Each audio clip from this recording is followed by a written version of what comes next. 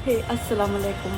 पता है इतनी प्रॉब्लम होती है ना कि फ़ोन के कौन से पार्ट पे मैं देखूँ कि जहाँ से आप लोगों को ये नज़र आए कि मैं सेंटर में देख रही हूँ। इतना मुश्किल होता है ना, आप बिलीव करेंगे मैं सिर्फ आप लोगों से कनेक्ट कर रही हूँ सिर्फ ये इस चीज़ के लिए ना मुझे फ़ोन की स्क्रीन के कॉर्नर पे देखना पड़ रहा है, जो इतना अजीब लग रहा है ना कि स्क्रीन पे देखते देखते बात करनी है।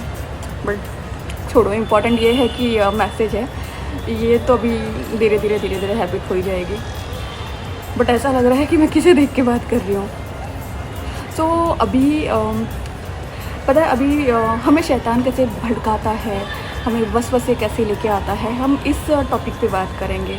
मैं मेरा एग्जांपल देती हूँ और मैं मोस्ट ऑफ टॉपिक में ना मेरा ही एग्जांपल दूँगी, क्योंकि जो मेरे साथ चीज़ें होती हैं ना मैं उसे बहुत अच्छे से एक्सप्लेन कर सकती हूँ। आई होप मैं आपको ही देख रही हूँ। हाँ, अभी मगरिब का वक्त हो गया है, मैंने नमाज़ भी पढ़ ली है। मगर नमाज़ पढ़ने से पहले जब मैं काम कर रही थी तो काम करके फ्री हो गई थी, मेरा वर्किंग आवर्स ख़त्म हो गया था ऑफ़िस का। सो मेरे मन में आया कि ठीक है, पहले मैं वीडियो बनाती हूँ, वीडियो बना के फिर मैं नमाज़ पढ़ लूँगी। ऐसे वसवसे आते हैं। इम्पॉर्टेंट मेरे लिए क्या है, अगर मगरिब की अज़ान हो गई है तो सबसे पहला जो इम्पॉर्टेंट चीज़ है वो क्या है मेरे लिए, वो ये है कि मैं जाकर नमाज़ पढ़ूँ। मगर मैंने क्या सोचा मन में कि नहीं, पहले मैं वीडियो बना लेती हूँ, वीडियो बना लूँगी, फिर मैं थोड़ा चाय पी लूँगी, फिर मैं नमाज़ पढ़ लूँगी। टाइम तो अभी मेरे पास हाथ में 1 आवर है। तो मगर ये जो आ रही थी ना चीज़ें मेरे दिमाग में, यही होता है शैतान का काम। अभी भी पता नहीं कहाँ पे, मेरे यहाँ पे बैठा होगा या यहाँ पे बैठा होगा या पता नहीं कहाँ बैठा होगा, मगर हो सकता है मेरे साथ वो आपको देख रहा हो कि ये लड़की कितने लोगों को बताएगी। ऐसे ही शैतान हमारे आस पास होते हैं और वो हमारे दिमाग में डालते हैं कि नमाज मत पढ़ो, नमाज से दूर रहो, वसवसे डालते हैं। मगर मैंने सबसे पहले मेरा काम ख़त्म किया, वज़ू किया, नमाज़ पढ़ी और फिर अब मैं आई हूँ यहाँ पर वीडियो बना रही हूँ और फिर इसके बाद मैं आराम से एडिटिंग करते करते चाय पीऊँगी। हमें ये तय करना, ये मतलब कि हमारा काम है कि हम कौन सी बात को ज़्यादा इम्पोर्टेंस देते हैं। अल्लाह ने हम पे नमाज़ फ़र्ज़ की है तो हमें पहले उससे इम्पोर्टेंस देना है। और शैतान का तो काम ही यही है कि वो हमारे दिमाग में वसवसे डाले। बहुत से लोग सिर्फ इसलिए नमाज़ नहीं पढ़ते हैं, उनका कहना होता है कि हम नमाज़ पढ़ते हैं तो हमारे दिमाग में बहुत गंदे ख़यालात आते हैं, हमारे दिमाग में ऐसी गंदी इमेजिनेशन हमारे सामने आ जाती है जो हम बता भी नहीं सकते। ठीक है, कोई बात नहीं, हर किसी के साथ होता है।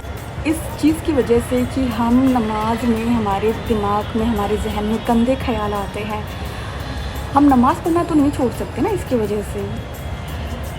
तो ये कोई रीज़न नहीं हुआ कि हमारे मन में नमाज के दौरान गंदे ख़याल आते हैं, हम नमाज़ प्रॉपर पढ़ नहीं पाते, तो क्या हमारी नमाज़ कबूल होगी? इससे अच्छा तो हम नमाज ही ना पढ़ें। तो ऐसा नहीं होता। अपने आप को प्रेशराइज़ करके, अपने आप को अपने नफ्स पे कंट्रोल करके आपको नमाज़ पढ़ने के लिए इन्हा उठना है। आपकी पहली फ़तह तो वही हो जाती है शैतान से। शैतान का मकसद यही है कि वो आपको नमाज़ पढ़ने से रोका करे।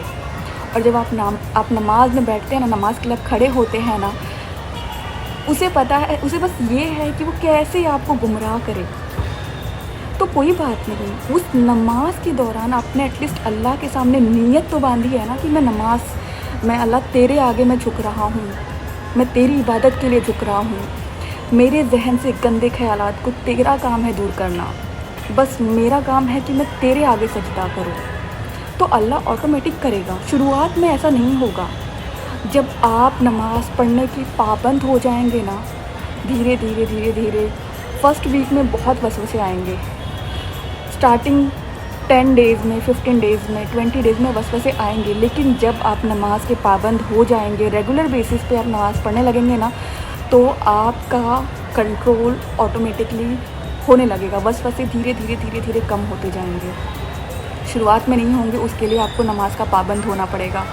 और शैतान का यही काम है कि वो आपको नमाज से दूर करे। अब ये आप पर डिपेंड करता है कि आप नमाज को वैल्यू करते हैं, आप अल्लाह के आगे रुकू करते हैं, सजदा करते हैं, या फिर आप शैतान की जो हरकतें हैं उसको ज़्यादा इम्पोर्टेंस देते हैं और शैतान की जो चाल है वो कामयाब हो जाए, आप उसमें उसका साथ देते हैं, वो आपके ऊपर है। मगर हमेशा याद रखना कि अल्लाह का सच्चा बंदा वही है जो अपने आप को अल्लाह के आगे सामने मौजूद रखे, अल्लाह के आगे सजदा करे।